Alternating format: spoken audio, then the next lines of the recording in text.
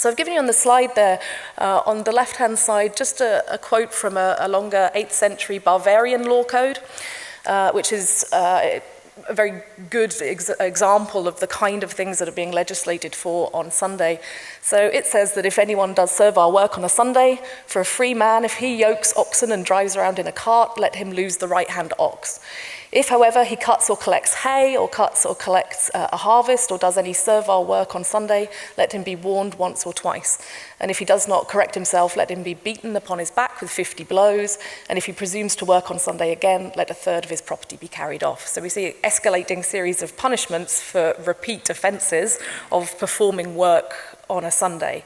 Now, it's something that I'll come back to in relation to our Irish legislation on this matter, but it's quite a revolutionary, socially revolutionary act that the church was attempting to free Sunday, make it a day of rest for all people, including slaves. Okay, so this was that even people who were held in bondage should not be being worked on a Sunday, and that's something that's relevant for early Ireland as well.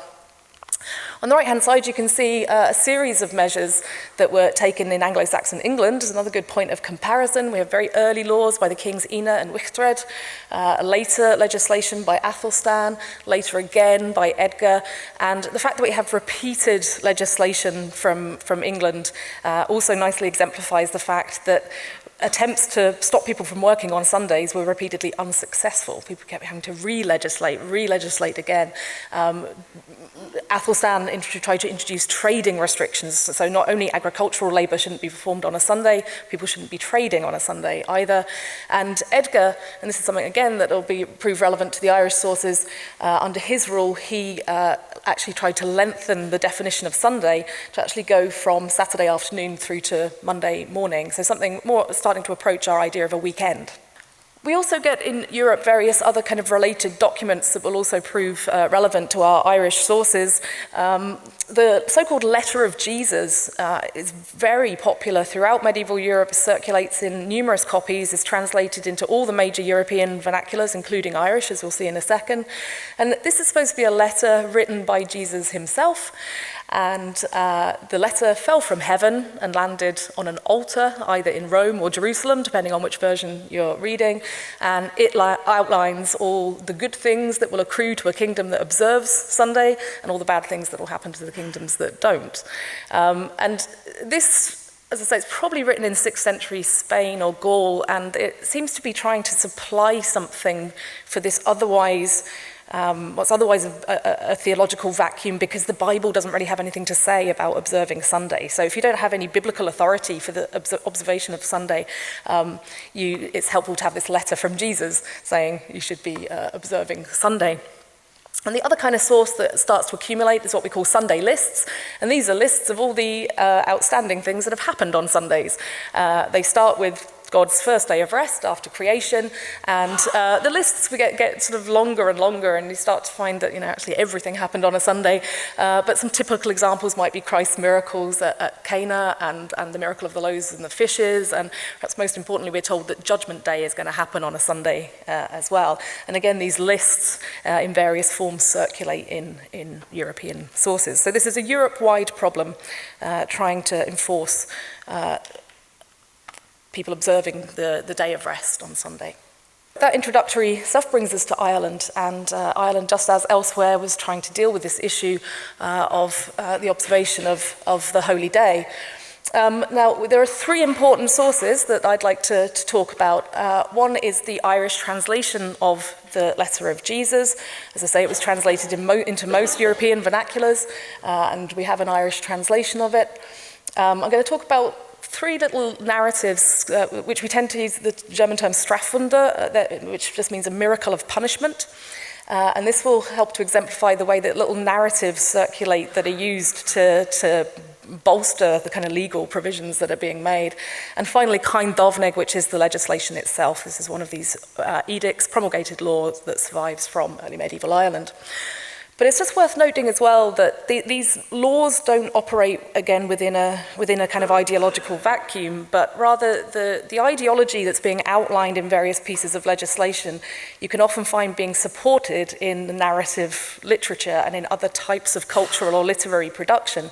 So we have, for example, a very nice tale, Totfak Begola, The Wooing of Begola, which the whole plot of the narrative circulates on a violation, transgression of the rule against travelling on Sundays.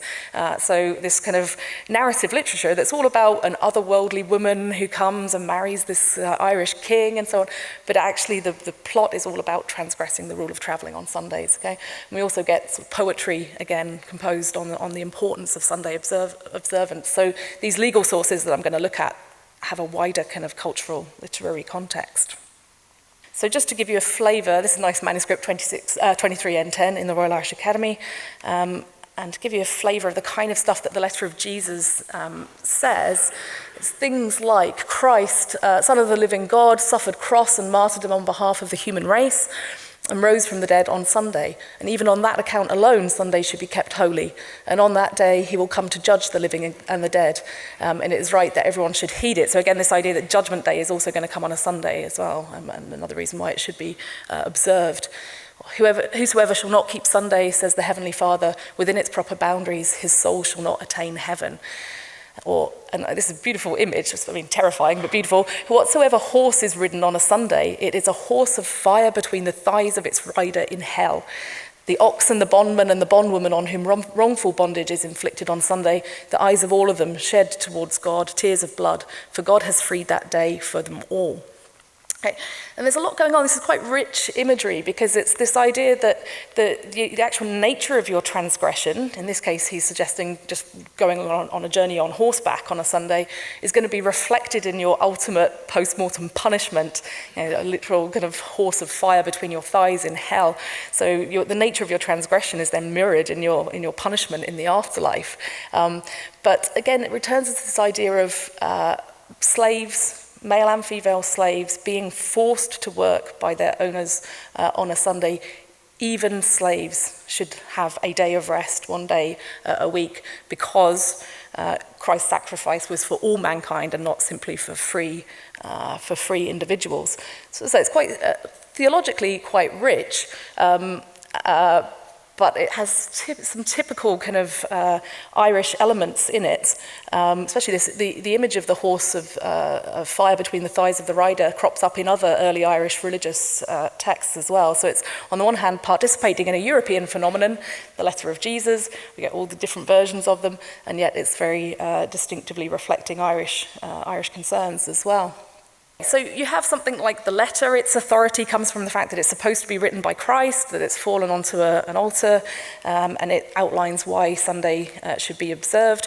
Another, and this is quite another distinctive aspect of early Irish law, quite unlike law codes that we find on the continent and in Anglo-Saxon England at the same time, is that early Irish law very, very often has supporting narratives embedded in the legal tracts. So stories that exemplify the working of the law, basically. And we don't tend to get this narrative element in other medieval law codes.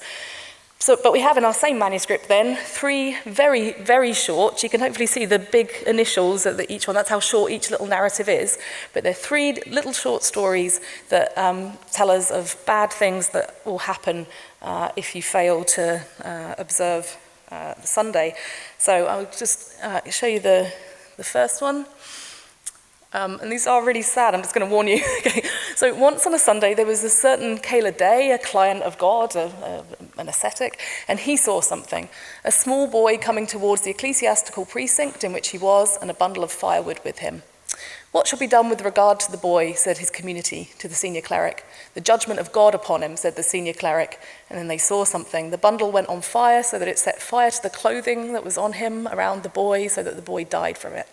Hence it is said, and that's all in prose, and then we get in the manuscript a little quatrain of verse, and the verse says, the little boy on a Sunday brought the bundle with pure fortune, the bundle burnt his little cloak, and the little boy was separated from his soul.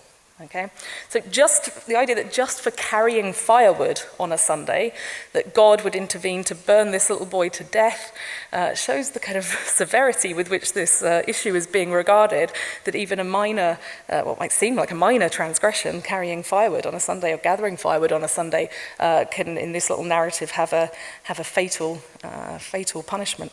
The seriousness of the punishments, which are kind of shocking certainly to our minds, are used to indicate the fact that God is going to intervene to punish people if they're not observing Sunday. But thus far, then, what we've looked at is the letter of Jesus, which is, as I say, sort of trying to provide some kind of divine authority for the reasons why Sunday should be observed. And then these three little narratives that are perfect examples of the kind of narrative form that often early Irish law takes. So little stories that support the kind of legal injunction. But then we come third and finally then to the actual law itself. Okay, so it follows immediately on in the manuscript, and this is the opening of Cain Dovnig itself. So to the person reading the manuscript, they've read first the letter from Jesus as to why Sunday is important, then three little narratives that would terrify the Jesus out of you as to what happens if you transgress the law, and then we get the actual law text itself. And as I say, I see no reason to suppose that this is a law that wasn't enforced, because it actually gives us a remarkable amount of detail as to how this law is expected to be enforced, and the fact that it is in fact promulgated. Say the worldly punishments and the spiritual punishments interact together and reinforce each other to reinforce the effectiveness of the kind of the legislation. Am I told that whosoever shall prosecute this law of Sunday without favour, without partiality, and without false pleading against even his father or his mother or his kinsman, shall receive no harm therefrom in the sight of God or of man, and the complete blessing of the people of heaven and of earth shall be upon him, as it has been bequeathed in the epistle that descended from heaven onto the altar of Rome. This it is that has been ordained on the royal throne of heaven, therein the sanctity of Sunday is reckoned from the hour of late afternoon on Saturday to the end of matins on Monday. So, first thing to note there is the fact that in the legislation it's referring back to the letter of Jesus that we encountered at the beginning, so the way that these separate documents are actually supporting each other and providing a kind of mutually supportive legislative framework, as it were.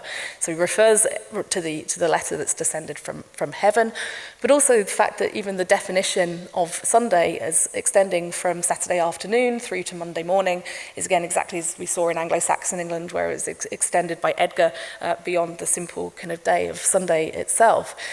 Again, this repeated insistence that it's not only the people who transgress the law themselves that will be that will face punishment, but those who fail to report other transgressors. This idea that you should even plead against your own father or mother or kinsman if you know that they have been transgressing this law.